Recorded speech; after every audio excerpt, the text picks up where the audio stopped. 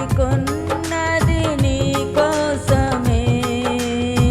సృజనాత్మకమైన నీ కృప చాలు.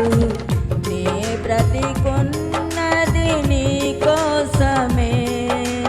నా జీవమా నా స్తోత్రమా నీకే ఆరాధన. నా స్నేహము సంక్షేమము నీవే ఆరాధ్యుడా. యేసయ్యా నా ప్రాణమా ఘనమైన స్తుతిగానమా. జీవజలముగా నిలిచావని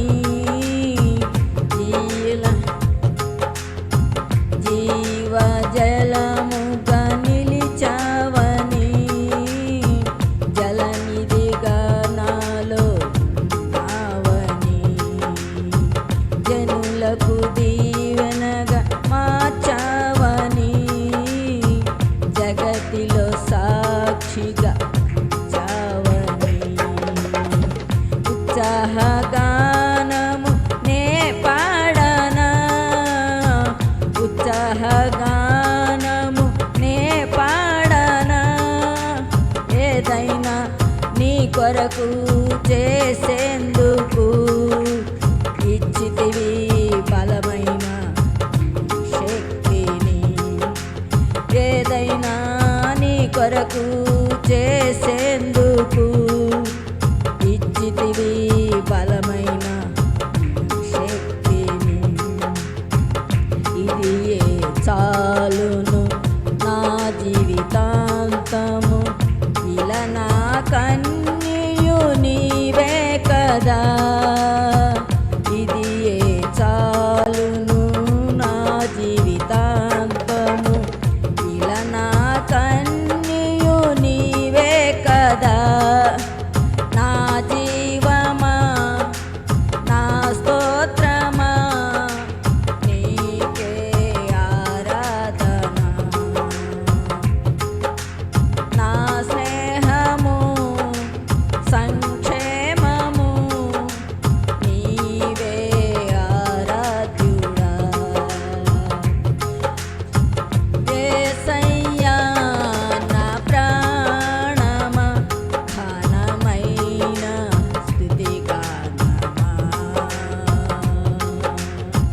యేసయ్యా నా ప్రాణమా ఘనమైన స్తుతిగానమా. మధురము కాదా నీ నామ ధ్యానము. మరపురానిది నీ ప్రేమ మధురము. మేలు చేయుచు నన్ను నడుపు వైనము. క్షేమముగాన ఈ లోక పయనము. స్తోత్ర గీతమునే పాడనా. స్తోత్ర గీతము నే పాడనా. నిజమైన అనురాగం చూపావయ్యా. స్థిరమైన అనుబంధం నీదేనయ్యా. నిజమైన అనురాగం చూపావయ్యా. స్థిరమైన అనుబంధం నీదేనయ్యా. స్తుతుల సింహాసనము నీ కొరకేగా. ఆసీనుడవై నన్ను పాలించావా. స్తుతుల సింహాసనము నీ కొరకేగా. ఆసీనుడవై నన్ను పాలించావా. యేసయ్యా నా ప్రాణమా ఘనమైన స్తుతిగానమా. అద్భుతమైన నీ ఆదరణే. ఆశ్రయమైన నీ సంరక్షణయే. నన్ను నీడగా వెంట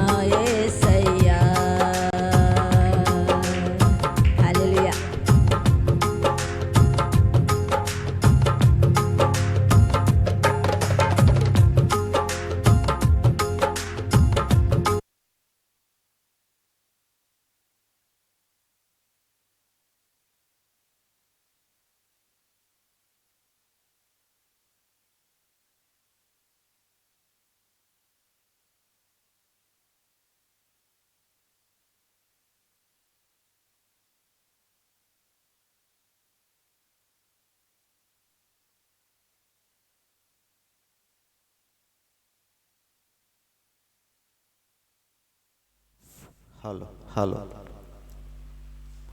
షేతు గారు వచ్చి ఒక పాట పాడి దేవుని నామాన్ని గణపరుస్తారు.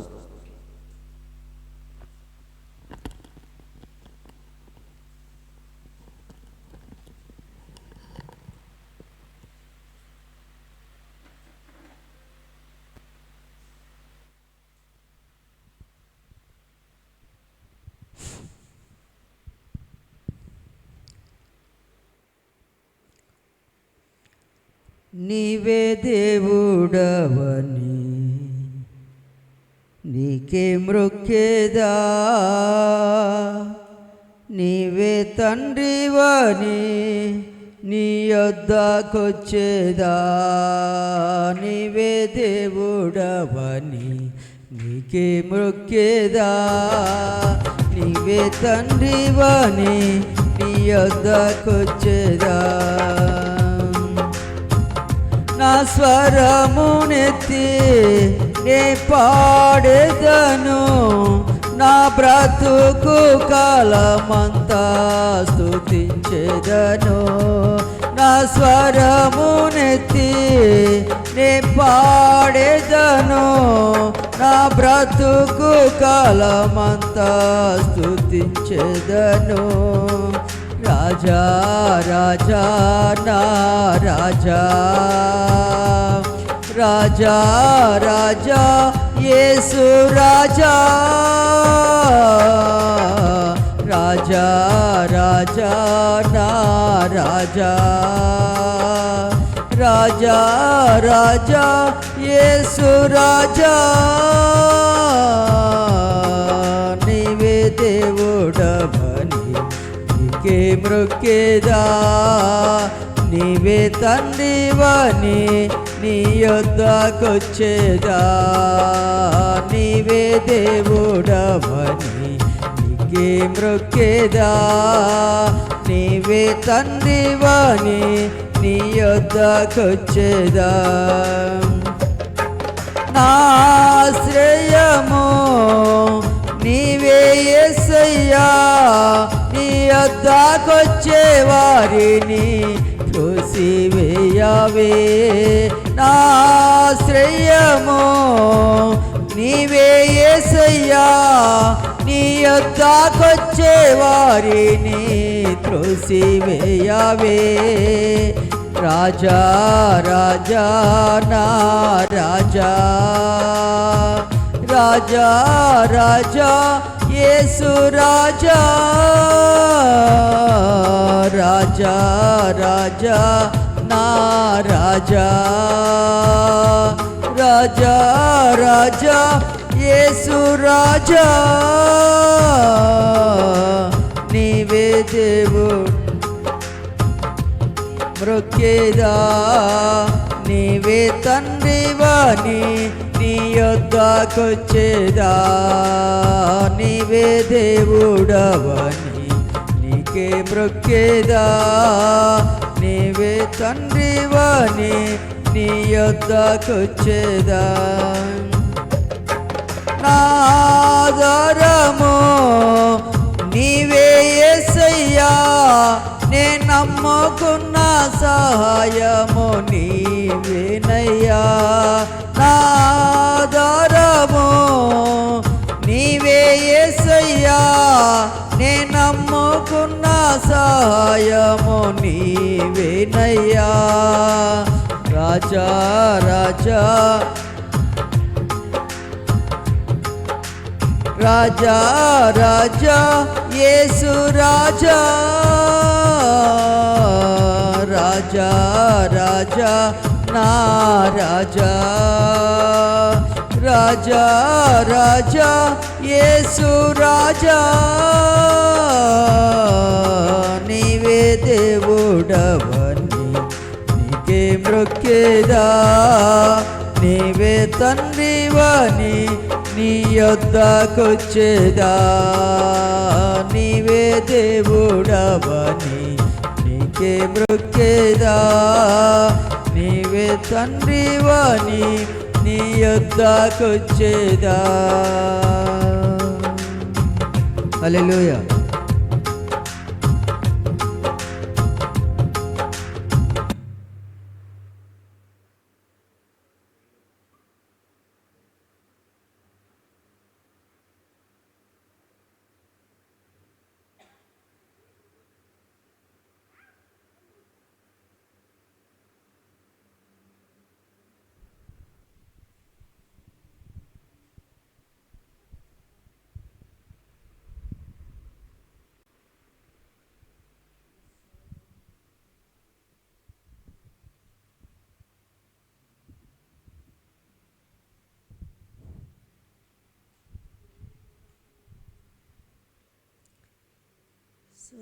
సుగుణాల సంపన్నుడా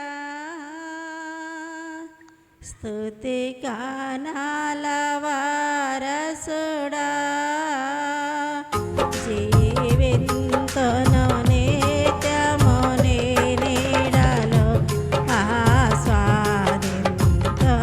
నీ మాటల మకరందము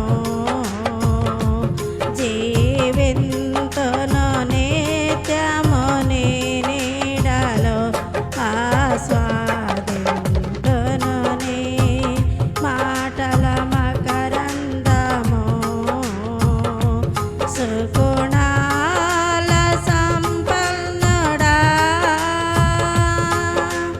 యేసయ్య నీతో జీవించగానే నా బ్రతుకుగా మారేనులే యేసయ్య నీతో జీవించగానే నా బ్రతుకుగా మారేనులే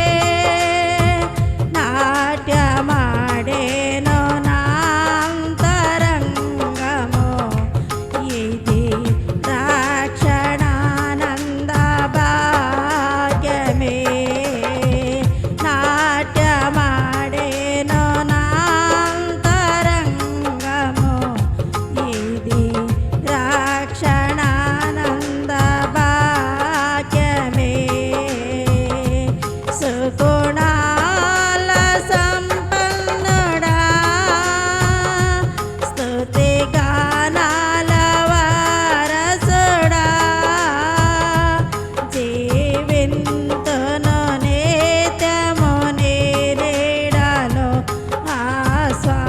ఆస్వాదింతును నీ మాటల మకరందము జీవింతును నిత్యము నీ నీడలో ఆస్వాదింతును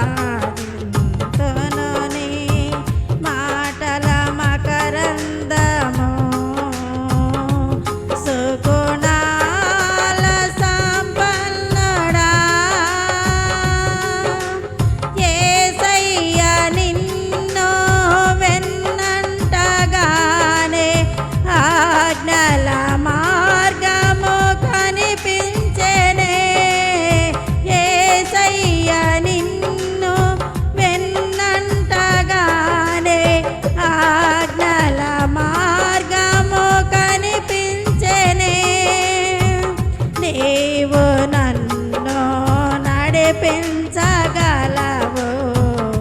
నేను నడవవలసిన త్రోవలో నీవు నన్ను నడిపించగలవు నేను నడవవలసిన త్రోవలో సుగుణాల సంపన్నుడా స్తుతి గానాల వారసుడా జీవింతును నిత్యము నీ నీడలో ఆస్వాదింతును నీ మాటల మకరందము జీవింతును నిత్యము నీ నీడలో ఆస్వాదింతును నీ మాటల మకరందము సుగుణాల సంపన్నుడా యేసయ్య నీ కృప తలంచగానే నా శ్రమలుగా అనిపించలేదే యేసయ్య నీ శ్రమ తలంచగానే నా శ్రమలుగా అనిపించలేదే నీవు నాకిచ్చే మహిమ ఎదుట ఇవి ఎన్న తగినవి కావే నీవు నాకిచ్చే మహిమ ఎదుట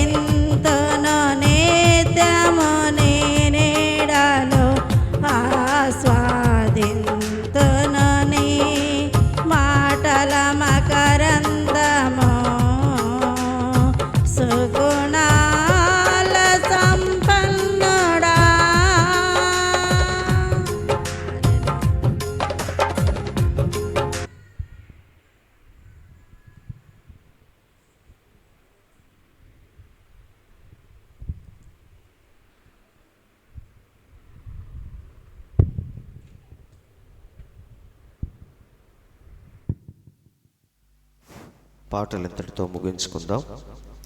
మరి ఈ సమయంలో ఎవరైనా సాక్ష్యం చెప్పాలనుకుంటే లేచి నిలబడి మీ సాక్ష్యాన్ని క్లుప్తంగా చెప్పండి.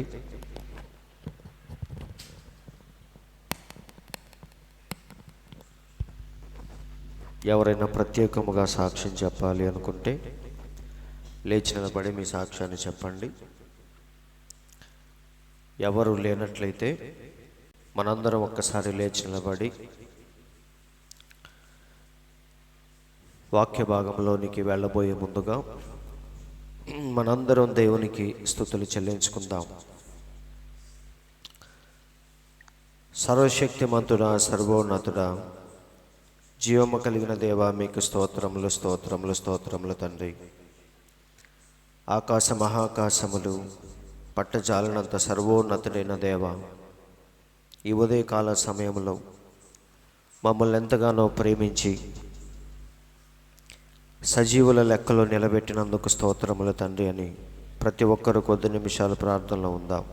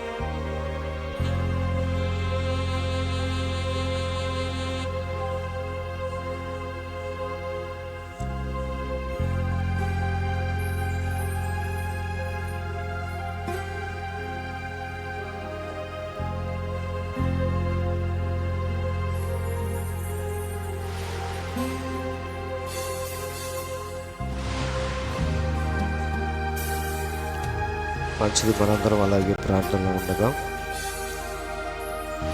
పరిశుద్ధ గ్రంథంలో నుండి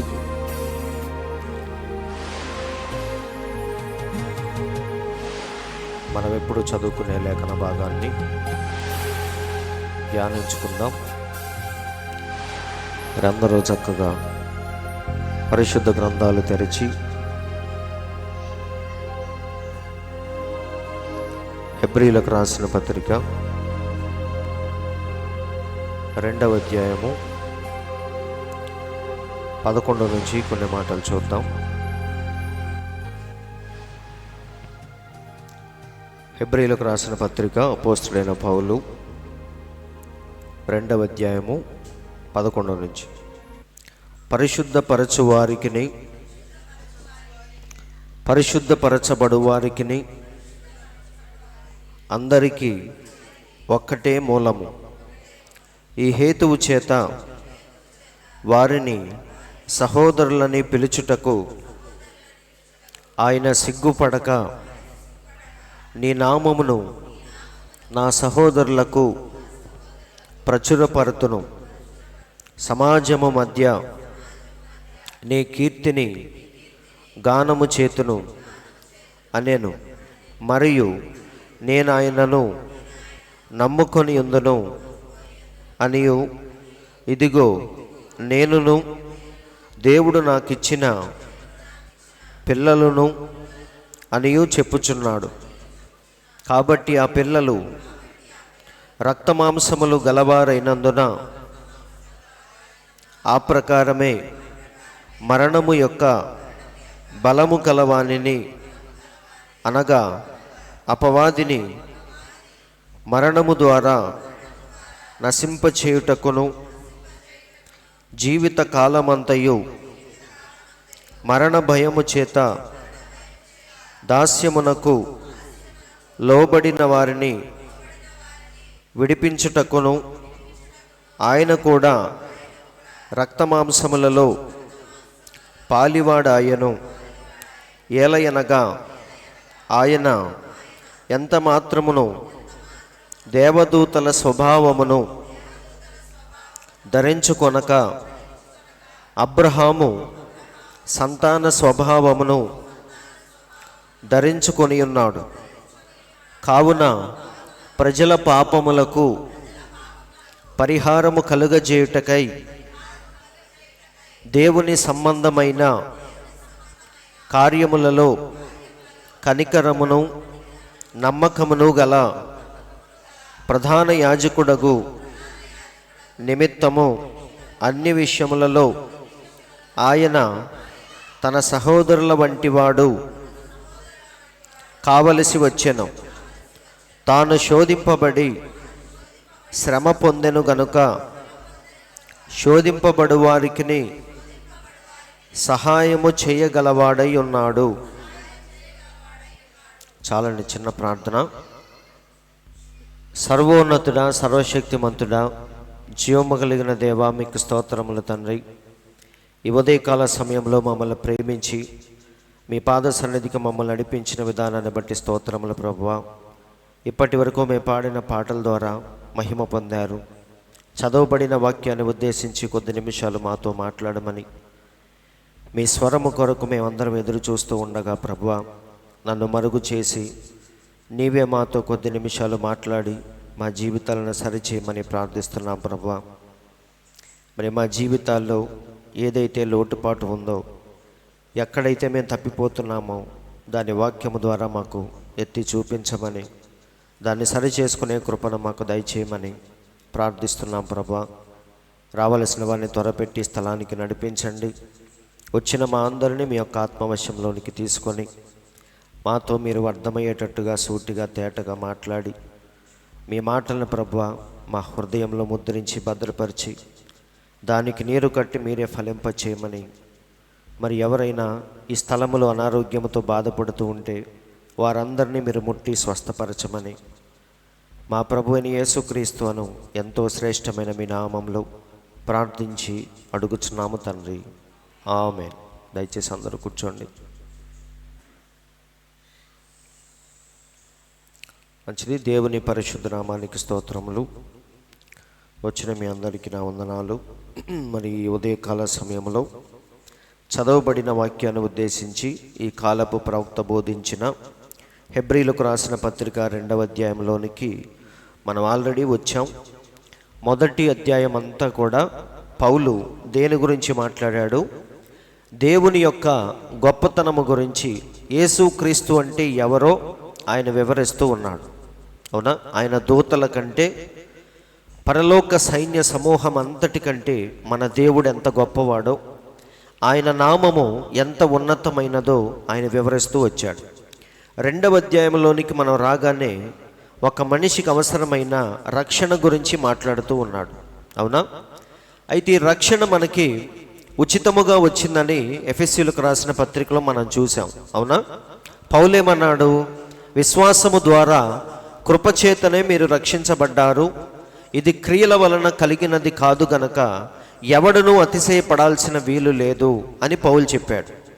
నిజమే, రక్షణ అనేది మనకి చాలా ఫ్రీగా ఉచితంగా వచ్చింది.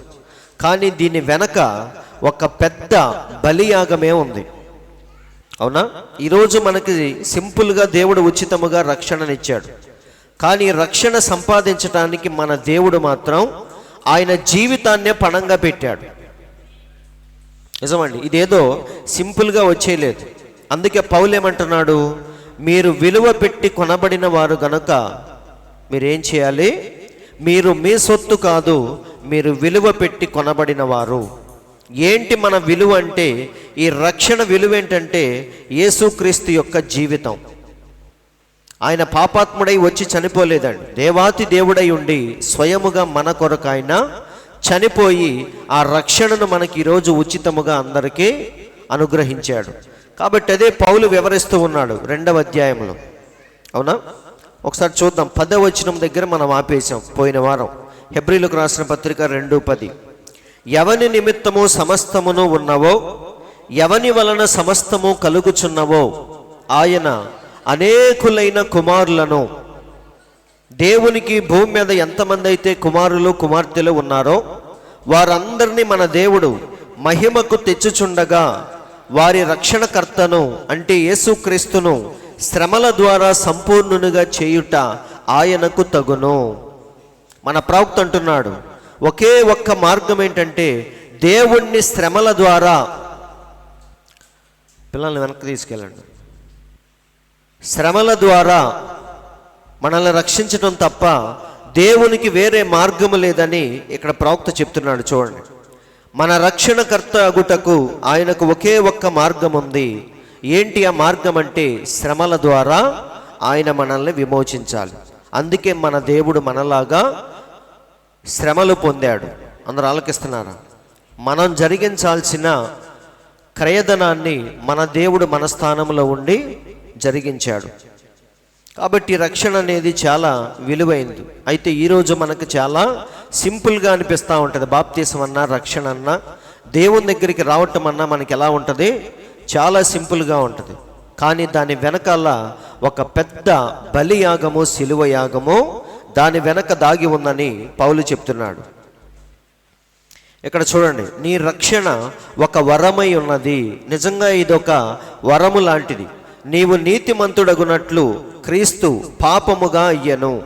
ఆయన సరైన విధముగా మన రక్షణకు ముఖ్యకర్త అయ్యను.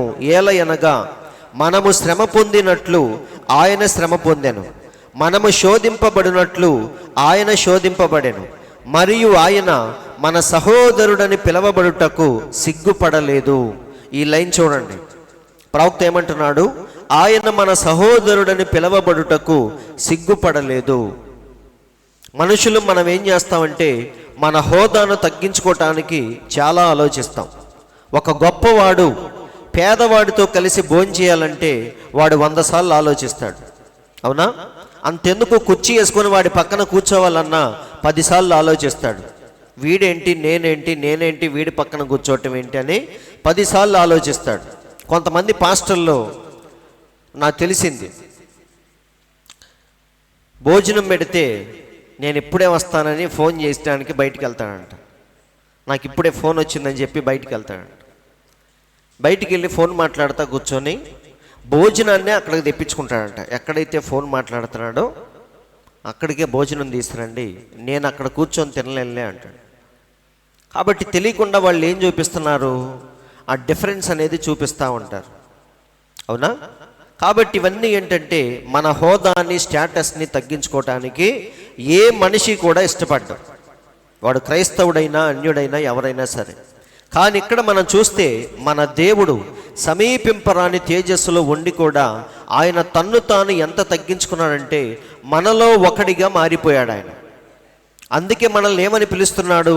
సహోదరులని పిలుచుటకు ఆయన సిగ్గుపడట్లేదు అని ప్రవక్త అంటున్నాడు. చూడండి ఒకసారి రోమాపత్రిక 8:29 చూస్తే దేవుడు కూడా చెప్తున్నాడు, పౌలు ద్వారా, అపోస్తుడైన పౌలు కూడా చెప్తున్నాడు. ఎందుకనగా తన కుమారుడు అనేక సహోదరులలో జ్యేష్ఠుడగునట్లు, కాబట్టి మనందరికీ యేసయ్య ఏమయ్యాడు?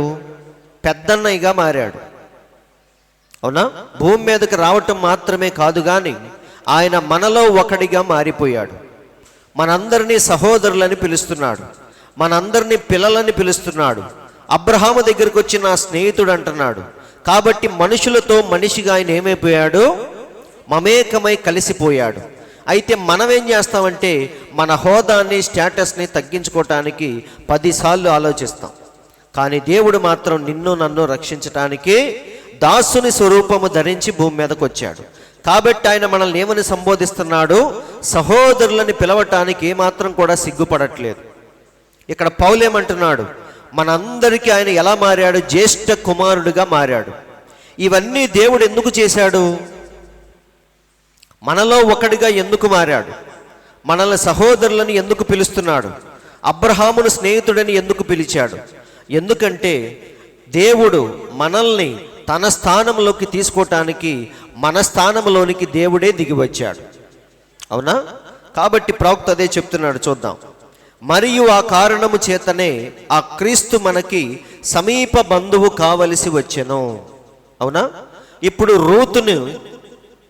రూతుతో వచ్చిన నయోమితో వచ్చిన రూతు, ఇప్పుడు రూతును సొంతం చేసుకోవాలంటే బోయేజ్ ఏం చేయాలి? రూతును చూడగానే మనసు పడ్డాడంట, ప్రవక్త చెప్తున్నాడు. అవునా? పొలములో పని చేస్తూ ఉన్నప్పుడు ఆమెను చూడగానే బోయేజు మనసు పడ్డాడు. కానీ ఆమెను సొంతం చేసుకోవాలంటే ముందు ఎవరిని విడిపించాలి? నయోమిని విడిపించాలి. అవునా? నయోమిని విడిపించాలంటే ఆమెకు సమీప బంధువుడుగా ఉన్నవాడే విడిపించాలి. రోడ్డును పోయే ఎవడో ఒకడు వచ్చి నేను విడిపిస్తానంటే ఒప్పుకోరు. ఎవరు విడిపించాలి? నా ఆస్తి తాకట్లో ఉంటే నా కొడుకే వెళ్ళి విడిపించాలి, లేదా నా తండ్రి వెళ్ళి విడిపించాలి. ఎవడో స్నేహితుడు వచ్చి నేను విడిపిస్తానంటే ఒప్పుకోరు. కాబట్టి నయోమిని విడిపించాలంటే బోయేజు ఎలా ఉండాలి? సమీప బంధువుగా ఉన్నవాడే విడిపించాలి. కాబట్టి ఇక్కడ దేవుడు మనల్ని విమోచించడానికి ఎలా మారాడు? సమీప బంధువుగా మారాడు. అలా మారాలంటే మనలో ఒకడిగా మారిపోవాలి. అందుకే మన దేవుడు ఎలా వచ్చాడు? పాప శరీరాకారముతో భూమి మీదకు వచ్చాడు. నీ వలె నా వలె ఆకలిగా ఉన్నాడు, నీలాగా నాలాగా ఏడ్చాడు. అవునా? వస్త్రహీనుడై ఉన్నాడు, తలవాల్చుకోవటానికి జానడి స్థలము కూడా లేకుండా రోడ్ల మీద పిచ్చివాడికి లాగా తిరుగుతూ ఉన్నాడు. ఇవన్నీ దేవుడు ఎందుకు చేశాడంటే మనందరినీ విమోచించటానికి, మనకి సమీప బంధువుగా మారటానికి దేవుడు ఇవన్నీ చేశాడని ప్రవక్త చెప్తున్నాడు. మరియు ఆయన శోధనను అనుభవించెను, మరియు ఆయన పరిహసించి మరియు హేళన చేసి మరియు ఎరుగనట్లుగా భావించి బయల్జెబూలని పిలిచిరి, మరియు దూషించబడి మరియు మరణము అనే ముఖ్యమైన శిక్ష అనుభవించి ఆయన మనకు సమీప బంధువుగా మారెను.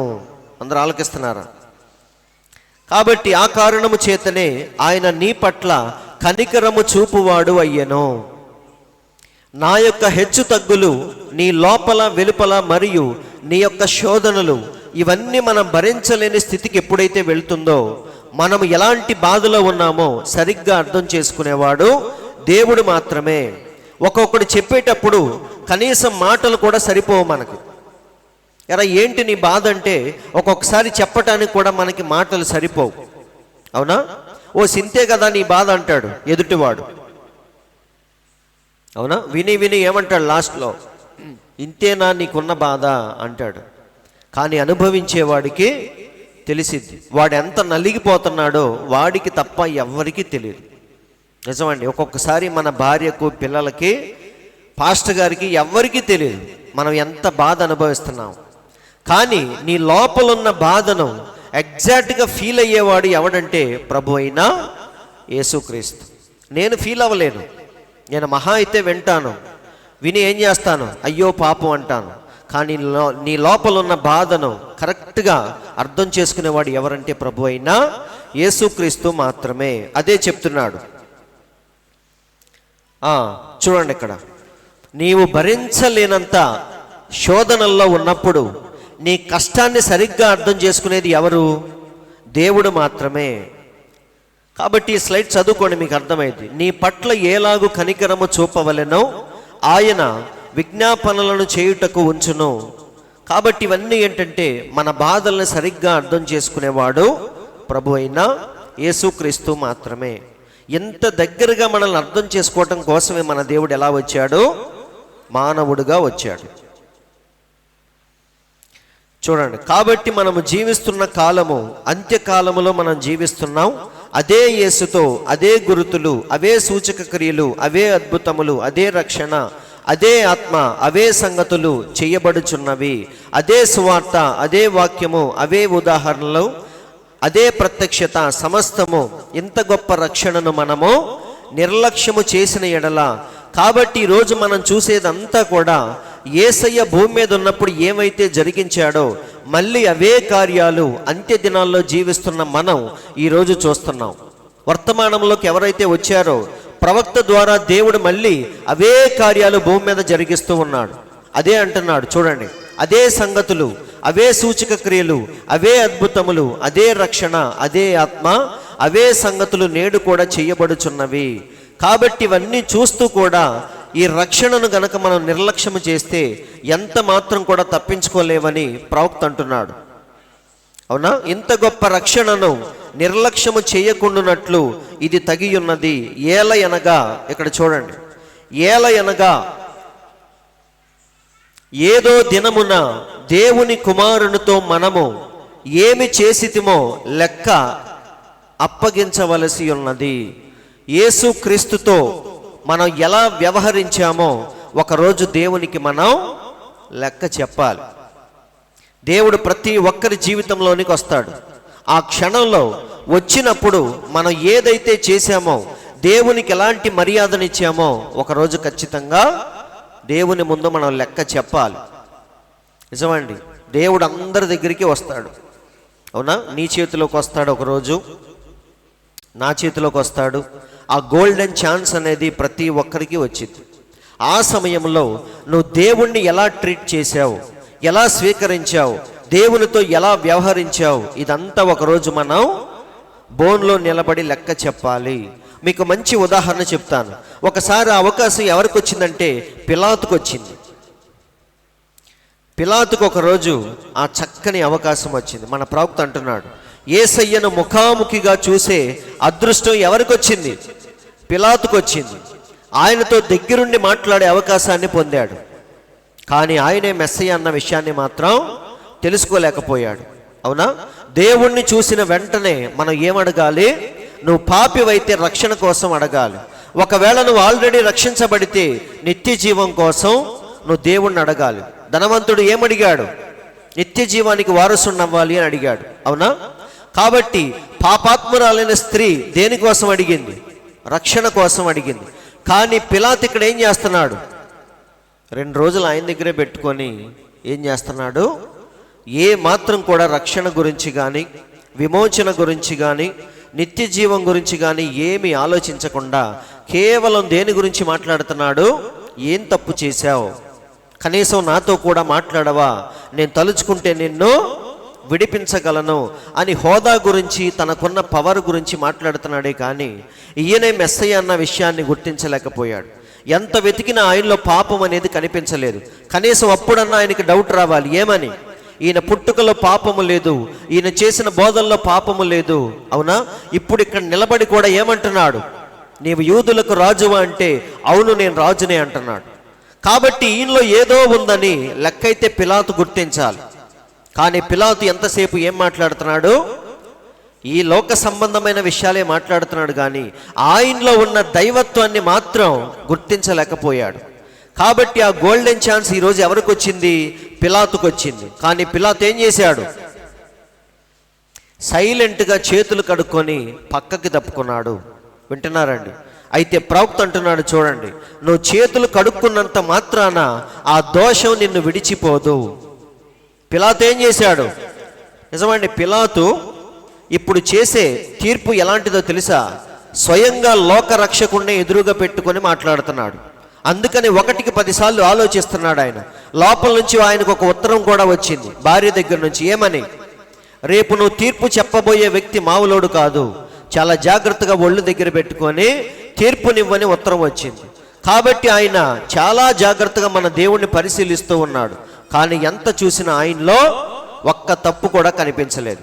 అప్పుడు పిలాతుకు అర్థమైంది ఏంటంటే వీరందరూ అసూయ చేత చంపుతున్నారే కానీ ఆయనలో ఏ తప్పు లేదన్న విషయాన్ని పిలాతు గ్రహించాడు. అయితే అప్పుడైనా సరే పిలాతు ఏం చేయాలి? రక్షణ కోసం అడగాలి. వింటున్నారండి? మీరు గమనించారా? రోడ్డు మీద ఒక ఆయన ఏం చేశాడు? శతాధిపతి, ఎవరైనా సెంచూరియన్, శతాధిపతి రోడ్డు మీద ఏం చేశాడు? మోకాళ్ళ మీద కూర్చొని ఆయన హోదాను మర్చిపోయి దేవుణ్ణి ఏమంటున్నాడు? ప్రభువా, నా ఇంటికి రావటానికి నేను యోగ్యుణ్ణి కాదు, మాట మాత్రము సెలవిమ్ము అన్నాడా లేదా? కాబట్టి అక్కడ రోమ శతాధిపతి తన హోదాను విడిచిపెట్టి దేవుని ముందు ఎలా కూర్చున్నాడు? మోకాళ్ళ మీద కూర్చున్నాడు. కానీ ఇక్కడ పిలాతును మనం చూస్తే తన హోదాను ఏమాత్రం కూడా తగ్గించుకోకుండా పైగా ఏమంటున్నాడు? నేను తలుచుకుంటే నిన్ను విడిపించగలను అన్నాడు. కానీ తలుచుకొని విడిపించాడా? విడిపించలేకపోయాడు. ఆయన అక్కడికి ట్రై చేశాడు. ఎవరిని తీసుకొచ్చి నుంచోబెట్టాడు? అక్కడ బరబ్బాను తీసుకొచ్చాడు. ఎందుకో తెలుసా? బరబ్బాను చూసి అమ్మో ఈ నరహంతకుడు వద్దులే అని ప్రజలు ఎవరిని కోరుకుంటారు? యేసయ్యను కోరుకుంటారేమో అనుకున్నాడు. కానీ ప్రజలు ఎవరిని కోరుకున్నారు? నరహంతకుడైన బరబ్బాను కోరుకున్నారే కానీ యేసయ్యను మాత్రం తిరస్కరించారు. కాబట్టి ఇదంతా మనం చూస్తే మన ప్రవక్త అంటున్నాడు, పిలాతుకు కూడా దేవుడు ఆ సువర్ణ అవకాశాన్ని ఇచ్చాడు. కానీ ఆయన ఏం చేశాడంటే చేతులు కడుక్కొని ఈ నీతిమంతుడి రక్తం నా మీదకి నా పిల్లల మీదకి వద్దు అని కడుక్కున్నాడు. కానీ నువ్వు కడుక్కున్నంత సింపుల్ కాదు ఆ దోషం పోవటం. అవునా? ఎక్కడి నుంచి జరగాలి? నువ్వు కడుక్కోవాల్సింది నిజంగా నీ చేతుల్ని కాదు, మన హృదయాన్ని మనం కడుక్కోవాలి. అవునా? కాబట్టి ఇక్కడ పిలాతు కడుక్కుందేంటి? కేవలం చేతులు మాత్రమే. కానీ ఆల్రెడీ ఆ దోషం ఎక్కడికి వెళ్ళిపోయింది? దేవుణ్ణి తిరస్కరించిన దోషం ప్రతి ఒక్కడి మీద ఈరోజు ఉందండి. మనకు తెలియదు. అది సువార్త చెప్పినప్పుడు సింపుల్గా మనం ఏం చేస్తాం? ఈ వాక్యం మాకు వద్దంటాం. బాప్తీసం తీసుకోమంటే మనం ఏం చేస్తాం? ఇప్పుడు కాదులే అంటాం. కానీ నువ్వు తిరస్కరించిన ప్రతిసారి ఆ దోషం ఆల్రెడీ నీ మీద నేరస్థాపన చేస్తూ ఉంది.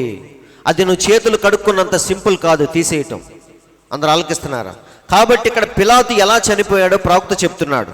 చూడండి, పిలాతు అతడు తానే మరణించుటకు నీళ్లల్లోకి దూకి ఒక పెద్ద ఊబిలోకి మతిస్థిమితాన్ని కోల్పోయి పిచ్చివాడిలాగా ఆయనకాయన ఊబిలో దిగి ఆత్మహత్య చేసుకున్నట్టుగా చరిత్ర మనకు చెప్తుంది.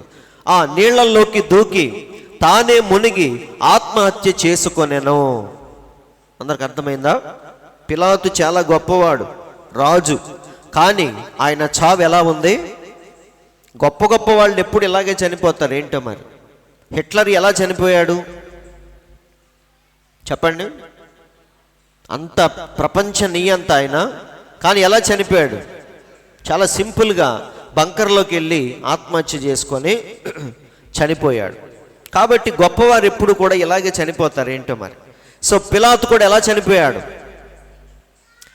చూడండి. పిలాతు చనిపోయిన ప్రతి సంవత్సరం ఆ రోజు ఏం చేస్తారంటే, ప్రతి సంవత్సరం ఆ కోనేరు ఎక్కడైతే ఉందో, ఎక్కడైతే మునిగి చనిపోయాడో పిలాతు, ఆ కోనేరు దగ్గరికి వెళ్ళినప్పుడు ప్రతి సంవత్సరం ఏమైందంట?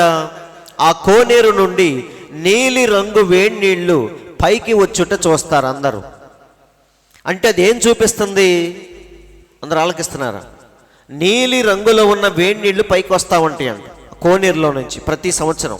ఆ నీళ్లు ఏం చూపిస్తున్నాయి అంటే దేవుడు ఆ నీళ్లను తిరస్కరించెను. పిలాతు ఏం చేశాడు? అందరి ముందు చేతులు కడుక్కున్నాడు. కానీ దేవుడు దాన్ని తిరస్కరించాడు. నువ్వు కడుక్కోవాల్సింది చేతులు కాదు, దేన్ని కడుక్కోవాలి? హృదయాన్ని కడుక్కోవాలి. కాబట్టి చూడండి, నీళ్లు ఎప్పటికీ క్రీస్తు రక్తమును నీ చేతుల నుండి లేక నీ ప్రాణము నుండి కడిగి వేయలేదు. నీళ్లు ఎప్పుడు కూడా క్రీస్తు రక్తాన్ని మన చేతుల నుండి తీసేయలేకపోయింది. అక్కడ దాన్ని చేయుటకు ఒకే ఒక్క మార్గం ఉంది. ఏంటి ఆ మార్గం? చాలా మంచి మాటలు ఇవి. ఒకే ఒక్క మార్గం ఉంది. ఏంటదంటే అది నీ వ్యక్తిగత క్షమాపణ కొరకు మరియు దేవునితో సమాధాన పడుటకు నువ్వేం చేయాలి? పశ్చాత్తాపము ద్వారా, మారు మనసు ద్వారా, ఒప్పుకోల ద్వారా మాత్రమే నువ్వు దేవుణ్ణి శాంతిపరచగలవు, కానీ నువ్వు చేతులు కడుక్కున్నంత మాత్రాన అక్కడేమీ జరగదు. అందరూ ఆలకిస్తున్నారా? కాబట్టి పిలాతు ఈ లోకానికి ఒక మంచి ఉదాహరణగా ఉన్నాడు. తర్వాత 11లోకి మనం వెళ్దాం. హెబ్రీ 2:11 మిగతాది కంటిన్యూ చేద్దాం. సమాజము మధ్య నీ కీర్తిని గానము చేతును, మరియు నేను ఆయనను నమ్ముకొని ఉందును అనియు, ఇదిగో ఇది చూడండి, ఇదిగో నేను దేవుడు నాకు ఇచ్చిన పిల్లలు అని చెప్పుచున్నాడు. యేసయ్య ఏమంటున్నాడు? మన సహోదరులని పిలిచాడు. ఇక్కడ మళ్ళీ ఏమంటున్నాడు? వారు నాకు పిల్లలు, నా సహోదరులు. అబ్రహాము దగ్గరకు వచ్చి ఏమన్నాడు? మళ్ళీ ఏమన్నాడు? నా స్నేహితుడు అన్నాడు. ఎంతకీ మనం దేవునికి ఏంటి? స్నేహితులమా, కుమారులమా, సహోదరులమా, లేదా భార్యని చెప్పుకునే వధువా? చాలా ఉన్నాయి ఇక్కడ. వీటిల్లో దేవునికి మనం ఏమవుతాం చెప్పండి? ఏమవుతాం? సింపుల్గా చెప్పాలంటే సర్వములో సర్వముగా అవుతాం. అవునా? మనం ప్రార్థన చేసేటప్పుడు ఏమంటాం? తండ్రి అని చెప్పేసి మనం ప్రార్థన చేస్తాం. అవునా? రేపు మన వధువని చెప్పుకుంటూ దేవునితో విందులో పాల్గొంటాం. అవునా? అబ్రహాము దగ్గరికి వచ్చి దేవుడు ఏమన్నాడు? నా స్నేహితుడా అని పిలిచాడు. కాబట్టి ఇదంతా ఏంటంటే దేవునికి మనం ఎలా ఉన్నాం? సర్వములో సర్వముగా ఉన్నాం. కాబట్టి దేవుడు నాకు ఇచ్చిన పిల్లలు అని చెప్పుచున్నాడు. తర్వాత 12లోకి వెళ్దాం. కాబట్టి ఇప్పుడు పిల్లల గురించి మాట్లాడుతున్నాడు. చూడండి, ఇందాక సహోదరులని సంబోధించాడు. మనలో ఒకని వంటి వాడిగా మారిపోయాడు. మన ప్రతి బాధను, దిగుల్ని దేవుడు అర్థం చేసుకునేవాడికి లాగా మనకి సమీప బంధువుగా మారాడు. ఇక్కడేమంటున్నాడో చూడండి.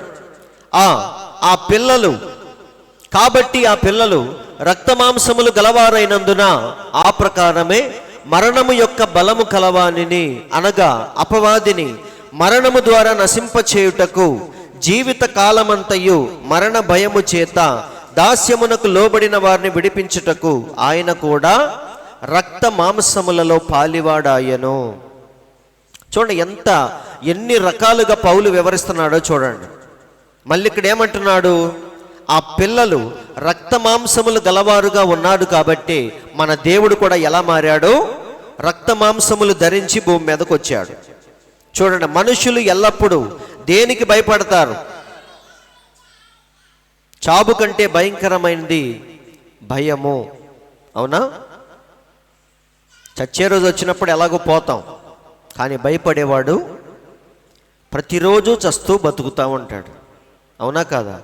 కాబట్టి మానవ జాతిని పట్టి పీడిస్తున్న ఒకే ఒక్క భయం ఏంటంటే మరణ భయము. మనిషి దేనికి భయపడ్డు, కానీ మరణానికి ఖచ్చితంగా భయపడతాడు. అవునా కాదా?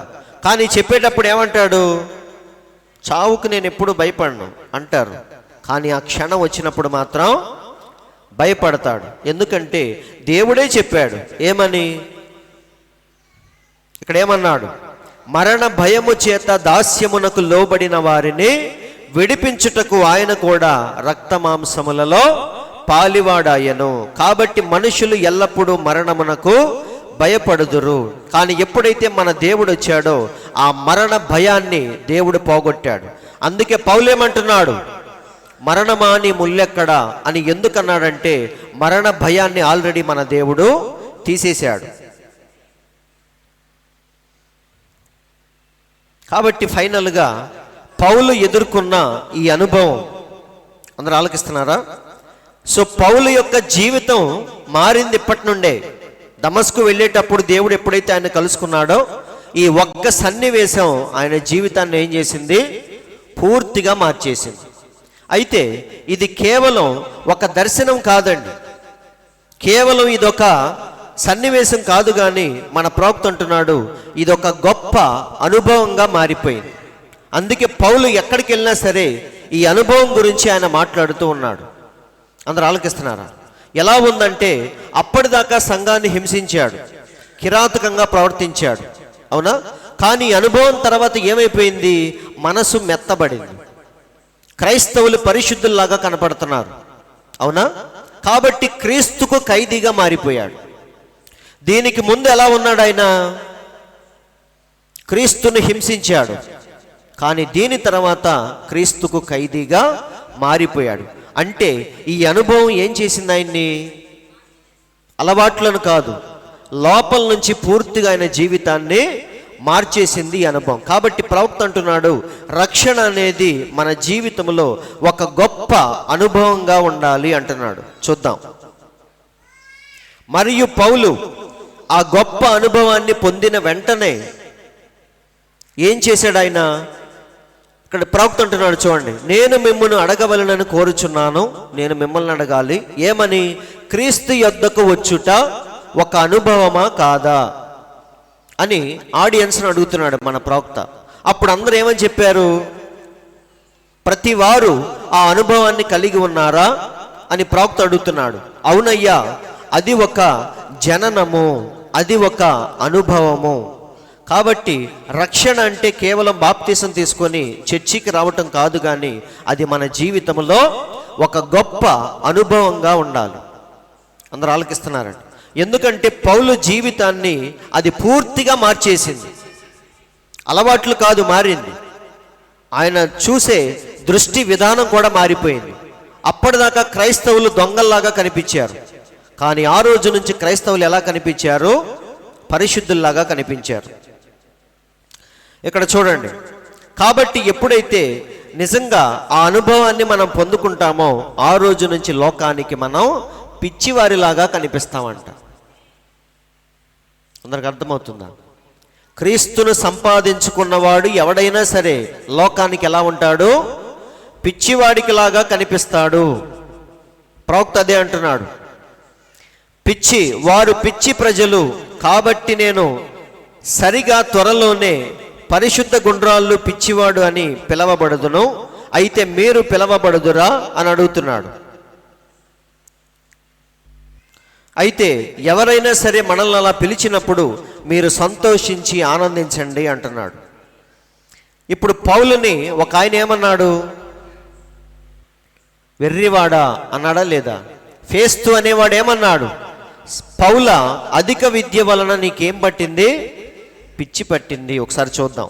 అపోస్తల కార్యములు 26:24. అతడు ఈలాగు సమాధానము చెప్పుకొనుచుండగా ఫేస్తు అనేవాడు ఏమన్నాడు?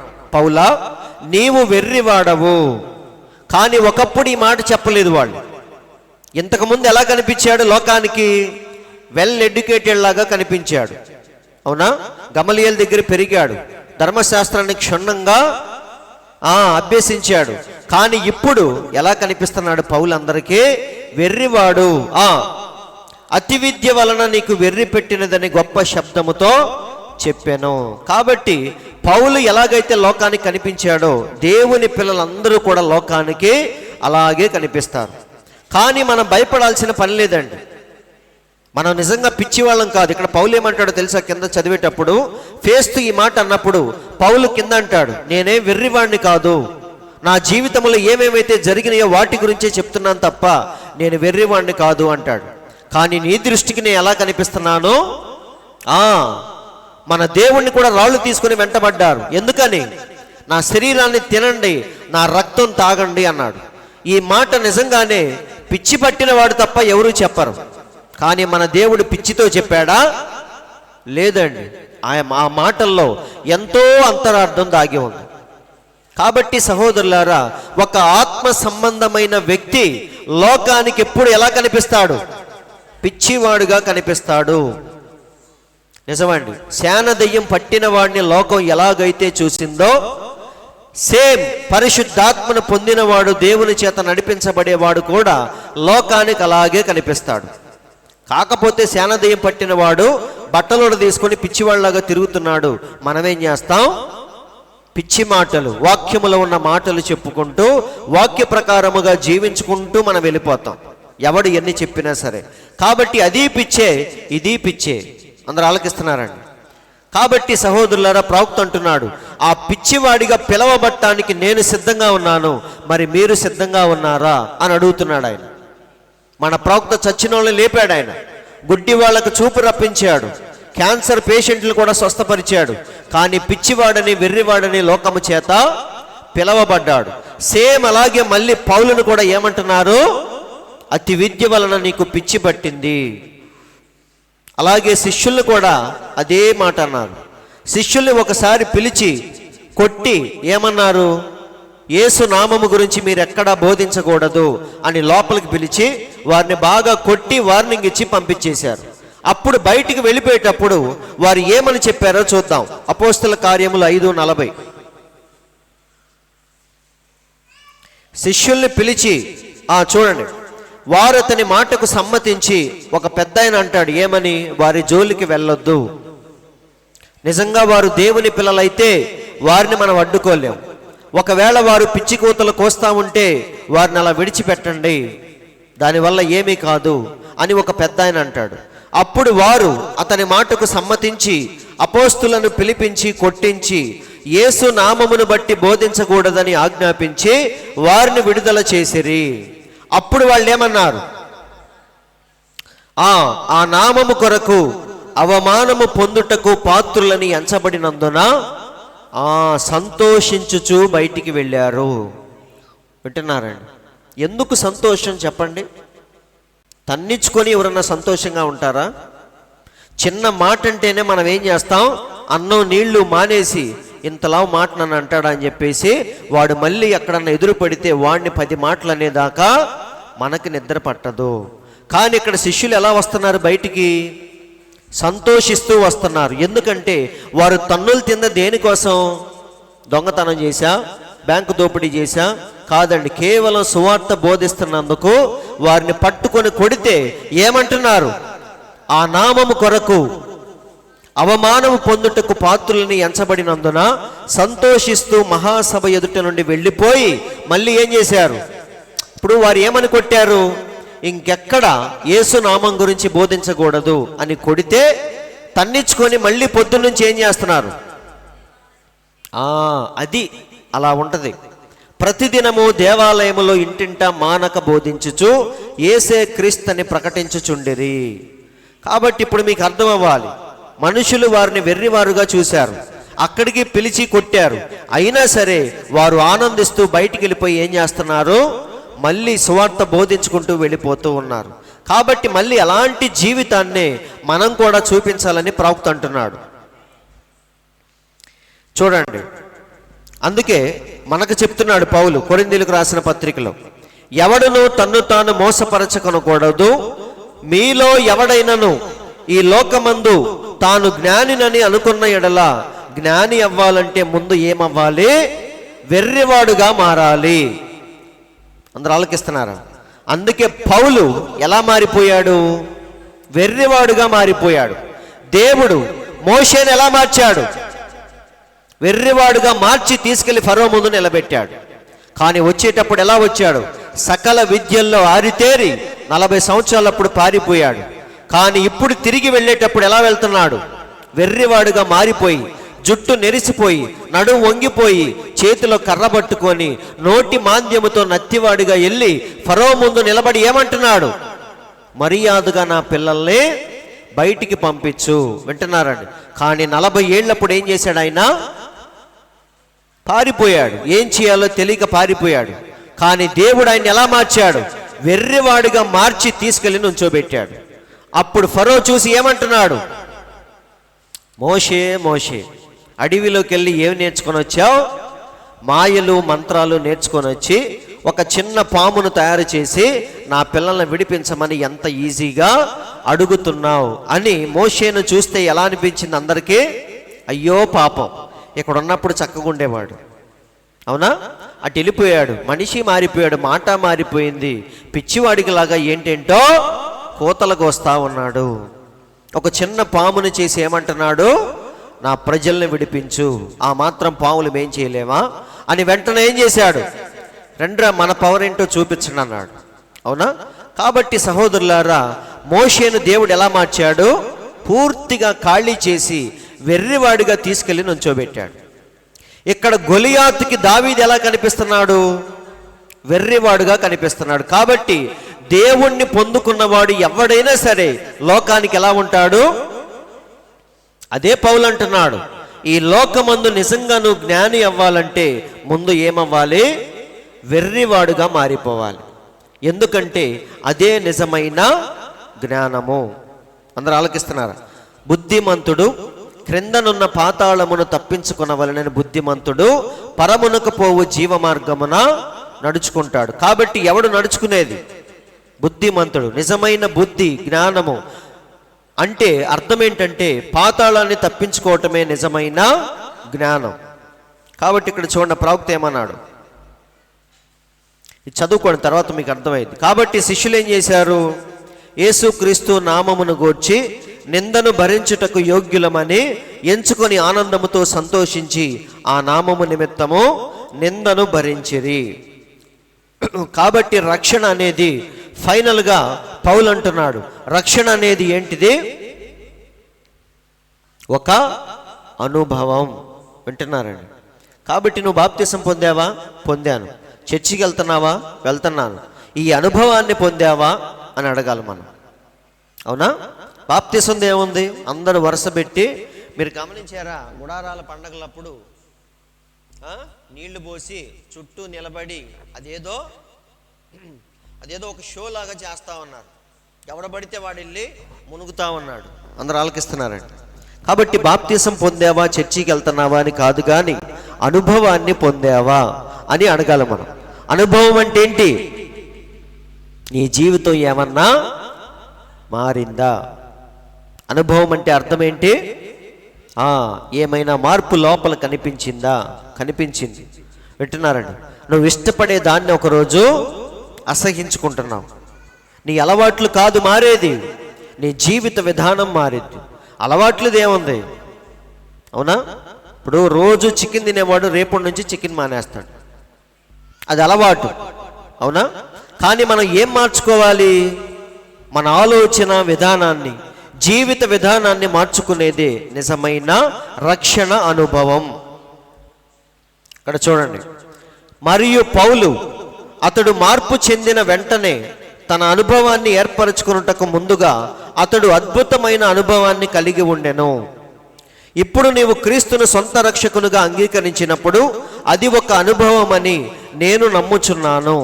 నీ పాపములు క్షమించబడినవి అని తెలుసుకున్నట వలన కలుగు ఆనందము సరిగ్గా నీ హృదయమును పరిపూర్ణముగా పులకరింప చేయునని నేను నమ్ముచున్నాను. అందరూ ఆలకిస్తున్నారా? కాబట్టి రక్షణ అనేది ఏంటిది? అది ఒక అనుభవం, అది ఒక నూతన జన్మ అని ప్రవక్త అంటున్నాడు. కావున మీరు చూడండి, తుదకు అది మరణము నుండి జీవములోనికి దాటు ఒక అనుభవమై ఉన్నది. అందరూ ఆలకిస్తున్నారా? అందుకే మన దేవుడు ఏమన్నాడు? నా యందు విశ్వాసం ఉంచువాడు నిత్య జీవము గలవాడు, వాడు తీర్పులోనికి రాక మరణములో నుండి జీవములోనికి దాటి ఉన్నాడు. అది నీ హృదయానికి అర్థమైంది ఎప్పుడు? ఆ అనుభవాన్ని నువ్వు పొందినప్పుడు. కాబట్టి పాతవి గతించెను, సమస్తము కొత్తవాయను. ఇప్పుడు ఎవరు నీ జీవితంలో వాస్తవమైన వాడంటే క్రీస్తే నీ జీవితంలో వాస్తవమైన వాడు. మిగతావన్నీ ఎలా కనిపిస్తాయి? గతించిపోయే నీడలాగా కనిపిస్తూ ఉంటాయి. నీ శరీరము కానీ, నీ శరీరంలో ఉన్న వ్యాధి కానీ, నిన్ను ప్రేమించే బంధుమిత్రులు కానీ, నువ్వు కట్టుకున్న ఇల్లు కానీ, ఏదైనా సరే నీ దృష్టికి ఎలా కనిపించిద్ది? గతించిపోయే నీడలాగా కనిపించింది. అయితే వాస్తవమైనది ఒకే ఒక్కటి, అదేంటి? క్రీస్తే నీ జీవితంలో వాస్తవమైన వాడుగా ఉంటాడు. అందుకే పౌలు పిల్లల కోసం ఆశపడ్డాడు, కానీ పునాదులు గల పట్టణం కోసం ఆయన ఎదురు చూస్తూ జీవించాడు. కాబట్టి మనం కూడా క్రీస్తే వాస్తవమాయను, పాతవి గతించిపోయెను, శరీర సంబంధమైన ప్రాచీన వేరులన్నీ, శరీర సంబంధమైన వేర్లు ఎక్కడ ఉంటాయి చెప్పండి? పైకి కనిపించవు వేర్లు, చెట్టు మాత్రమే కనిపించింది, కానీ దాని బలం బలహీనత ఎక్కడుంది? వేర్లలోనే ఉంది. చెట్టు ఇంతలాగా కనిపించవచ్చు, నువ్వు వెళ్ళి ఒక్క తన్నుదంతే కింద పడిపోయేది. అంటే వేర్లు ఎలా ఉన్నాయి? ఒక్కొక్క చెట్టు పల్చగా ఉంటుంది, సన్నగా ఉంటుంది, కానీ దాన్ని కొట్టాలంటే తీయాలంటే చాలా కష్టపడాలి. అంటే వేర్లు లోపల ఎలా ఉన్నాయి? బలంగా భూమిలోకి పాతుకుపోయి ఉన్నాయి, కానీ చెట్టు మాత్రం సన్నగానే ఉంది. వింటున్నారండి? కాబట్టి ఇప్పుడు దేవుడు చేసే ఒక ప్రాముఖ్యమైన పని ఏంటంటే, నీ జీవితంలో పాపము యొక్క వేర్లు ఎక్కడైతే ఉన్నాయో వాటిని వేళ్లతో సహా మన దేవుడు ఏం చేశాడంట? పీకి అవతల పడేశాడు. కొమ్మను నరికితే మళ్ళీ కొమ్మ వచ్చింది, అవునా? జాంకాయని లాగేస్తే మళ్ళీ ఒక రోజు ఏమైద్ది? మళ్ళీ జాంకాయ వచ్చింది. కానీ చెట్టు నరికితే మళ్ళీ పుట్టుకొచ్చింది. కానీ వేర్లు పీకేస్తే మాత్రం ఇక ఆ చెట్టు పూర్తిగా చనిపోయినట్టు. కాబట్టి దేవుడు మన జీవితంలో చేసే ఒక ప్రాముఖ్యమైన కార్యం ఏంటంటే, ఇక్కడ చూడండి, మనము వేర్లు తవ్వాలంటే ఏం తీసుకుంటాం? పార అంటారు కదా, పొలుగు పార పని చేసేటప్పుడు ప్రవక్త అంటున్నాడు చూడండి, పారను తీసుకొని కింది మట్టుకు త్రవ్వి ఒక చిన్న మొక్క కూడా విడిచిపెట్టకుండా మనం ఏం చేస్తాం? దాన్ని పూర్తిగా ఎలాగైతే తీసేస్తామో అలాగే దేవుడు కూడా నీలో చేదైన వేరు ఏదైనా మొలిచినట్లయితే దాన్ని బయటకు పెరిగి వేయము. అందరూ ఆలకిస్తున్నారా? ఇక్కడ చూడండి, మరియు అదే పరిశుద్ధాత్మ చేయును. అందరికి అర్థమైందా? దేవుడు మన జీవితంలో ఏం చేస్తాడంట? పాపము యొక్క వేర్లను కూడా పారతో తవ్వి లోపల నుంచి దాన్ని ఏం చేస్తాడు? పీకేస్తాడు. పరిశుద్ధాత్మ చేసే పని అదే. అయితే మనమేం చేస్తాం? పైన ఊరికే కొమ్మలన్నీ అలా అలా కత్తిరించుకొని పరిశుద్ధముగా మారిపోయినట్టుగా మనం ఫీల్ అవుతాం. కానీ లోపల మాత్రం కల్మషం అలాగే ఉంది. వింటున్నారండి? అందుకే మన దేవుడు పాస్టర్లను పట్టుకొని ఏమన్నాడు? సున్నము కొట్టిన సమాధులు. సమాధి పైకి ఎలా ఉంటుంది? తెల్లగా ఉంటుంది, శృంగారించినట్టుగా ఉంటుంది. కానీ లోపల తవ్వితే కల్మషము, కుళ్ళు లోపల చాలా ఉంటుంది. కాబట్టి ఇక్కడ దేవుడు చేసిన పని ఏంటంటే, లోపల నుంచి మన చెత్తను ఏం చేశాడు? లాగి బయటపడేశాడు. కాబట్టి పరిశుద్ధాత్మ, ఇక్కడ చూడండి, మరియు అదే పరిశుద్ధాత్మ చేయును, వేర్లను అన్నిటినీ త్రవ్వి తీసి దాన్ని కుప్పగా వేయము, వాటిని కాల్చి వేయము, వాటిని వదిలించుకొనుము. అందరూ ఆలకిస్తున్నారా? కాబట్టి సహోదరులారా, ఒక నిజమైన రక్షణ జీవితం అంటే ఏంటంటే, దేవుడు మన జీవితంలో రోగాలు తగ్గించటం కాదు, స్వస్థతలు చేయటం కాదు, నీకు ఉద్యోగం ఇవ్వటం కాదు, నువ్వేదో బాధలో ఉంటే బాధల నుంచి విడిపించడం కాదు, కానీ మన జీవితాన్ని దేవుడు మార్చటమే అన్నిటికంటే గొప్ప అద్భుతం. అందరూ ఆలకిస్తున్నారు? నిజంగా ఈరోజు చాలామంది గొప్పవారు వారి పాత జీవితాలు, రోత జీవితాలు అలాగే పెట్టుకొని జీవితంలో చాలా గొప్పవారు అయిపోయారు. అది గొప్ప విషయం కాదు, అవునా? కానీ దేవుడు చేసే ప్రాముఖ్యమైన పని ఏంటంటే, మన జీవితాన్ని లోపల నుంచి తెల్లగా మారుస్తాడు, పైన కాదు. కాబట్టి నీవు మరణము నుండి జీవములోనికి దాటితివని తెలుసుకున్నప్పుడు నీవు పొందు భావోద్రేకము ఎంత ఎక్కువగా ఉండును. నీవు క్రీస్తునందు ఆ నూతన సృష్టివై ఉన్నావు. నీ ఆత్మ, ఇక్కడ చూడండి, నీ ఆత్మ నిన్ను ఆ అసూయ, మోసము, శత్రుత్వము మరియు సమస్త లోక కార్యములన్నిటి నుండి దూరముగా నిన్ను ఎలాగు నడిపించుచున్నదో నీవు ఎరుగుదువు. మరియు నీ హృదయము క్రీస్తు మీదనే కేంద్రీకరించబడి ఉన్నది. ఇది రక్షణ పొందిన తర్వాత, దేవుడు మన జీవితంలోనికి వచ్చిన తర్వాత జరిగే మార్పు ఇలా ఉంటుందని పౌలు మనకి వివరిస్తున్నాడు. చూడండి, కాబట్టి ఆ వ్యక్తి ఎలా మారిపోతాడు? పగలు రాత్రి ఎల్లప్పుడూ దేవునితోనే సంబంధం కలిగి ఉంటాడు. వాడు అన్నం తింటాడు, ఉద్యోగం చేసుకుంటాడు, పిల్లల్ని ఆడిస్తాడు, అన్ని పనులు చేస్తాడు. కానీ వాడి దృష్టి, వాడి హృదయం మాత్రం దేని మీద ఉంటుంది? దేవుని మీదే ఉంటుంది. నిజమండి. ఇక్కడ చూడండి, సమస్తము పగలు రాత్రి అంతయు నీ మనసులో, నీ హృదయములో ఉండు ఆలోచనగా ఉండును. రాత్రి యందు నీవు పడక మీదకు వెళ్ళినప్పుడు ఈ విధముగా నీవు చేతులు వెనక్కి పెట్టి మరియు సరిగ్గా అక్కడ పరుండినప్పుడు నీవు నిద్రలోనికి వెళ్ళు వరకు. అందరూ ఆలకిస్తున్నారా? లాస్ట్లో బెడ్ మీద మనం పడుకుంటాం, కానీ పడుకోగానే నిద్ర రాదు. మనం ఏం చేస్తాం? కాసేపు అటు ఇటు తిరుగుతూ ఉంటాం, చేతులు అటు ఇటు పెట్టి రిలాక్స్ అవుతూ ఉంటాం. ఆలోచనలన్నీ కాసేపు మర్చిపోతాం, ఉద్యోగము కానీ పనులు కానీ అన్నీ మర్చిపోయి బెడ్ మీద పడుకొని ఏం చేస్తాం? నిద్రలోకి వెళ్ళే ముందు అలా కొంచెం మనం రిలాక్స్ అవుతూ ఉంటాం. అయితే ఆ సమయంలో కూడా మనం ఏం చేస్తామంట? ఇక్కడ చూడండి, అక్కడ పరుండినప్పుడు నీవు నిద్రలోనికి వెళ్ళు వరకు నీవు ఆయనను స్తుతించెదవు. వింటున్నారండి? నిజంగా అలా ఉంటుందంట. ఆ అనుభవంలోకి మనం వెళ్ళాలి. ఉదయమున లేచి మళ్ళీ ఆయన ఇంకనూ స్తుతించుచునే ఉందుము. అవునా? నిద్రలోకి వెళ్ళే ముందు దాకా దేవుని గురించి ఆలోచించాం, మళ్ళీ పొద్దున్నే లేవగానే యేసయ్యా యేసయ్యా అని మళ్ళీ మన ఆలోచనలు ఏమవ్వాలి? ఆ దేవుని ఆలోచనలతోనే మళ్ళీ మనం నిద్ర లేవాలి. ఇదే నిజమైన క్రైస్తవ జీవితం అని ప్రవక్త అంటున్నాడు. సో 16వ వచనంలోనికి వద్దాం. చివరి వచనం 17, 16వ వచనం. కావున ప్రజల పాపములకు పరిహారము కలుగచేయుటకై దేవుని సంబంధమైన కార్యములలో కనికరమును నమ్మకమును గల ప్రధాన యాజకుడుగు నిమిత్తము అన్ని విషయములలో, కొన్ని విషయములలో కాదు. వింటున్నారు లేదా? అన్ని విషయములలో. చాలా మంది చెప్పేది ఏంటంటే, మా బాధలు దేవునికి ఏం తెలుసు? అవునా? ఆయన మనిషిగా పుడితే మా బాధ ఏంటో తెలిసేది, కానీ ఆయనకి తెలియదని చాలా మంది అనుకుంటారు. కానీ ఇక్కడ పౌలు అంటున్నాడు చూడండి, అన్ని విషయములలో నీవు పుట్టిన దగ్గర నుంచి చనిపోయేంత వరకు ఏ ఏ బాధలైతే అనుభవిస్తున్నావో అవన్నీ కూడా దగ్గరుండి ఫీల్ అయ్యేది ఎవరంటే దేవుడు మాత్రమే. ఒక్కొక్కసారి 4 గోళ్ల మధ్య మనం ఎంతో ఏడుస్తాం, అవునా కాదా? నిజమండి. బాత్రూమ్కి వెళ్ళినప్పుడు, లేదా నువ్వు ఒంటరిగా ఉన్నప్పుడు, ఎవరికీ చెప్పుకోలేని బాధ నిన్ను కొంగదీసినప్పుడు నువ్వు ఒక్కడవే ఏడ్చుకుంటావు. అయితే ఎవరూ నీ బాధ చూడలేదనుకుంటావు, కానీ దగ్గరుండి నీ బాధను గమనించేవాడు ఒకడున్నాడు. ఎవరైనా అందుకే పౌలు అంటున్నాడు, అన్ని విషయములలో ఆయన తన సహోదరుల వంటి వాడు కావలసి వచ్చెను. అందరూ ఆలకిస్తున్నారా? కాబట్టి ఇప్పుడు మీరు చెప్పండి, ఒక లిస్టు దగ్గర పెట్టుకొని దీని గురించి దేవునికి తెలీదు, దేవుని గురించి దేవునికి తెలీదు అని ఏమైనా చెప్పగలవా? ఏమీ చెప్పలేము. నువ్వు ఎలాంటి బాధలో ఉన్నా సరే దాని గురించి సరిగ్గా ఫీల్ అవ్వగలిగిన వాడు దేవుడు మాత్రమే. కాబట్టి ఆయన మనలో ఒకని వంటి వాడిగా కావలసి వచ్చెను. చివరి వచనంలోనికి వెళ్దాం. ఇక్కడ చూడండి, ప్రవక్త చెప్పిన ఒక స్లైడ్ చదువుతాను.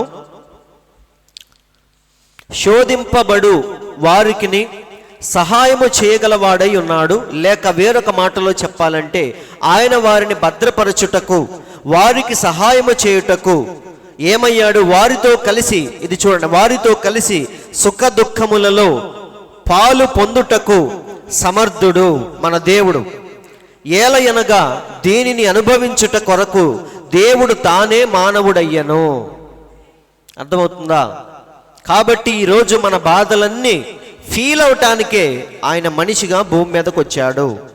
అన్నీ ఫీల్ అయ్యాడు. కాబట్టి ఈరోజు ఆయనకి తెలియదంటూ కొత్తది ఏమీ లేదు. నువ్వు ఎలాంటి శోధనలో ఉన్నా సరే దాన్ని అర్థం చేసుకోగలిగిన వాడు మన దేవుడు మాత్రమే. కాబట్టి చూడండి, ఈ జీవితము కొరకు విజ్ఞాపన చేయుటకు ఆయన శరీరధారి అయ్యను. కావున దాని అనుభూతి ఆయన ఎరుగును. అవునా? నీ ఆకలేంటో దేవునికి తెలుసు, నీ బలహీనత ఏంటో దేవునికి తెలుసు, నువ్వు ఏ పాపంలో ఇరుక్కుపోయి ఉన్నావో దేవునికి తెలుసు. దాన్ని ఆయన అనుభూతి చెందుతాడు. నీవు రోగివై ఉన్నప్పుడు ఎలాంటి అనుభవము కలిగి ఉందువో ఆయన ఎరుగును. నీవు శోధించబడినప్పుడు ఎలాంటి అనుభవము కలిగి ఉందువో ఆయన ఎరుగును. కాబట్టి చివరి వచనంలోనికి మనం వద్దాం.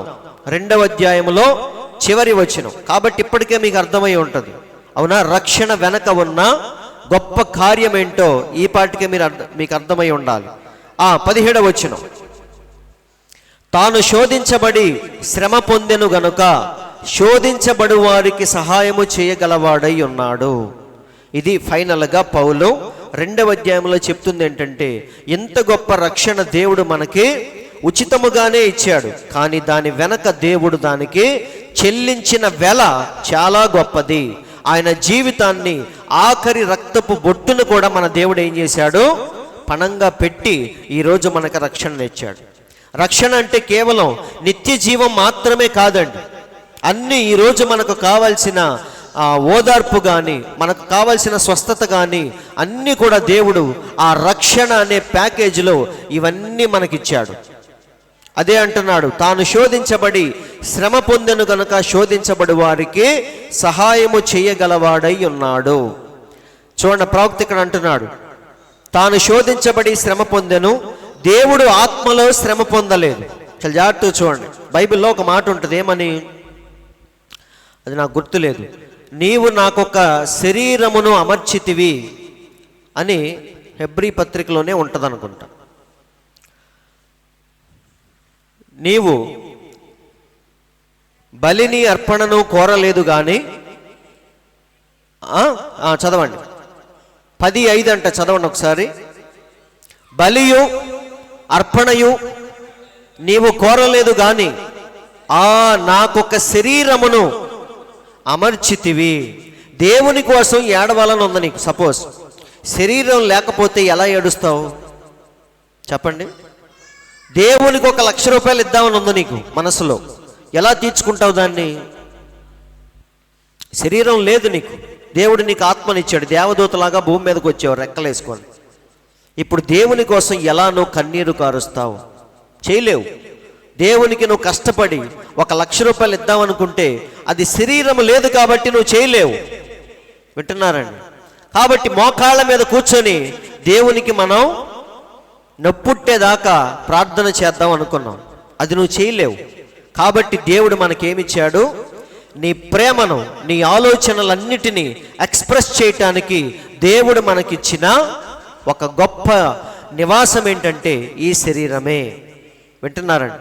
కాబట్టి ఈ శరీరములో మనం ఏం చేయాలి? శరీరము ద్వారా దేవుని పట్ల నీకున్న ప్రేమనంతా వెల్లడి చేయాలి.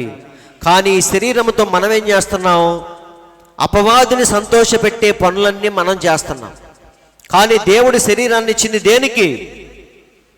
ఇక్కడ అదే అంటున్నాడు, బలిని అర్పణను నీవు కోరలేదు కానీ నాకొక శరీరమును అమర్చితివి. కాబట్టి దేవుడు ఏదైనా చెయ్యాలనుకుంటే పరలోకములో ఉండి చెయ్యలేడు. పరలోకములో కూర్చొని రక్తము కార్చలేడు, అక్కడ కూర్చొని సిలువను మొయ్యలేడు, అక్కడ కూర్చొని నీలాగా నాలాగా ఆకలి కొనలేడు, దాహము కొనలేడు. లాజరు చనిపోయినప్పుడు కూర్చొని ఏడవలేడు. అందుకే దేవుడు ఎలా వచ్చాడు? రక్త మాంసములలో పాలివాడయ్యాడు. అదే అంటున్నాడు, దేవుడు ఆత్మలో శ్రమ పొందలేదు.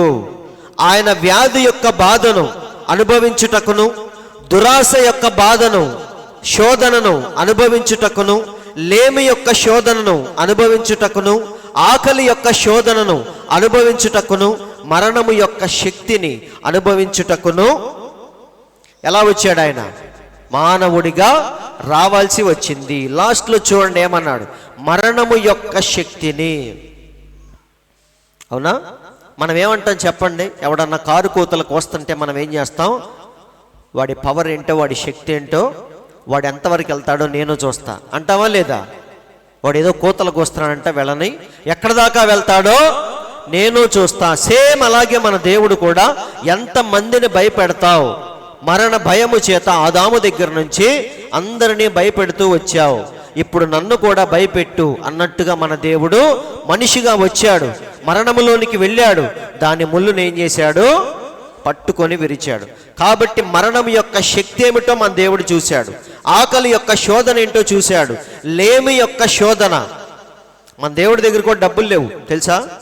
ప్రవక్త అంటున్నాడు, శిష్యులు వచ్చి అడుగుతారు, ప్రభువా అర్జెంటుగా మనల్ని పన్ను కట్టమని మెసేజ్ వచ్చింది, కోర్టు నుండి నోటీస్ వచ్చిందని చెప్పంగానే దేవుడు ఏమన్నాడు? డబ్బులు లేవు. అప్పుడు పేతురుతో చెప్తున్నాడు, నువ్వు అర్జెంటుగా వెళ్ళి సముద్రములో, ఎందుకంటే పేతురు ఎందులో నేర్పరి? వల వెయ్యటంలో నేర్పరి. ఆయన్ని మించినోడు ఎవ్వరు లేరు. అందుకే వెళ్ళి ఏమన్నాడు? ఒక వల వేయి, ఒక చేపను నేను పంపిస్తా. మన ప్రవక్త అంటున్నాడు, అది ఎక్కడో ఏం మింగిందంట? ఎక్కడో ఫుడ్ అనుకొని నాణ్యం మింగిందంట. ఆ విషయం మన దేవుడు చూశాడు. చూసి ఇప్పుడు ఆ చేపను ఎక్కడికి తీసుకొచ్చాడు? సరిగ్గా పేతురు ఎక్కడైతే గాలం వేశాడో అక్కడికి పంపించాడు.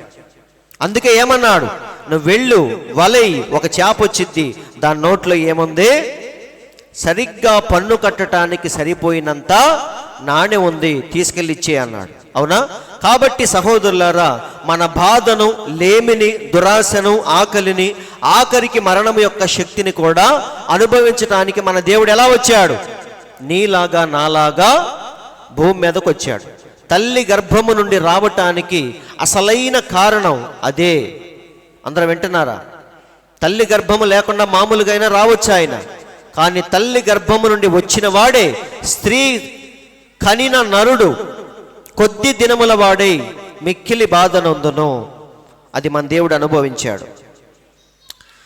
కాబట్టి మరియు ఆయన సమీప బంధువు ఆయను, పాప శరీరాకారము తీసుకునుట మరియు మనలో ఒకని వంటి వాడు అగుట ద్వారానే మరియు దీనిలో ఆయన వెల చెల్లించి మరియు మనలను విమోచించి తిరిగి తండ్రి సహవాసములోనికి తీసుకొని వెళ్ళెను. ఓ ఎటువంటి రక్షకుడు ఆయన! మాటలు దాన్ని వివరించలేవు. నిజమండి, దాన్ని అనుభవించిన వాడు మాత్రమే అది చెప్పగలడు.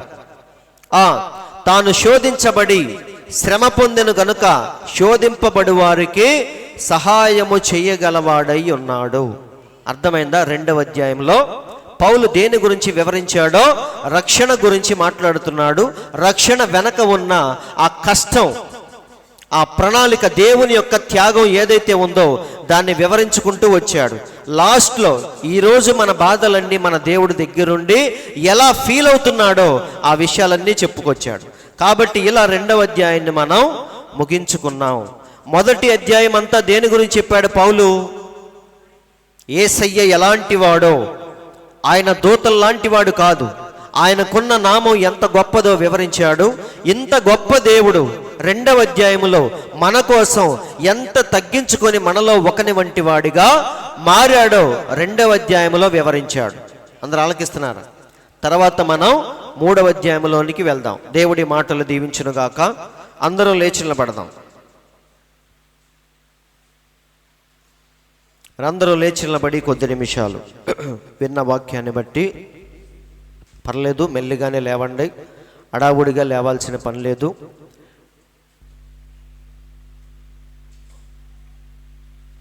మనందరూ లేచి నిలబడి, పరిశుద్ధుడా పరిశుద్ధుడా జీవము కలిగిన దేవా, మీకు స్తోత్రముల తండ్రి. ఈ మధ్యాహ్న కాల సమయంలో మమ్మల్ని ప్రేమించి ప్రభువా నీవు చెప్పిన ప్రతి మాటను బట్టి స్తోత్రముల తండ్రి. నిజమే ప్రభువా, రక్షణ అనేది ఈరోజు మాకు ఉచితముగా వచ్చిందే, కానీ దానికోసం నీవు ఎంత కష్టపడ్డావో, నీ ప్రతి రక్తపు బొట్టును నా రక్షణ కొరకు కార్చావు తండ్రి. అందుకే చివరిలో నిన్ను పక్కలో బల్లెముతో పొడిచినప్పుడు నీరు బయటకు వచ్చింది ప్రభువా. అంటే అప్పటికి నీ శరీరంలో ఇంకేమీ లేదు తండ్రి. కాబట్టి నా రక్షణను కలువరి సిలువలో నీవు కొన్నావు ప్రభువా, నీ రక్తమిచ్చి కొన్నావు తండ్రి. కాబట్టి మేము కూడా దానికి తగినట్టుగా జీవించే భాగ్యాన్ని మాకు దయచేయండి. దీన్ని చులకనగా చూస్తూ ఈ రక్షణను ప్రభువా నిర్లక్ష్యము చేయకుండా ప్రతిరోజు దాన్ని అనుభూతి చెందే కృపను మాకు దయచేయండి.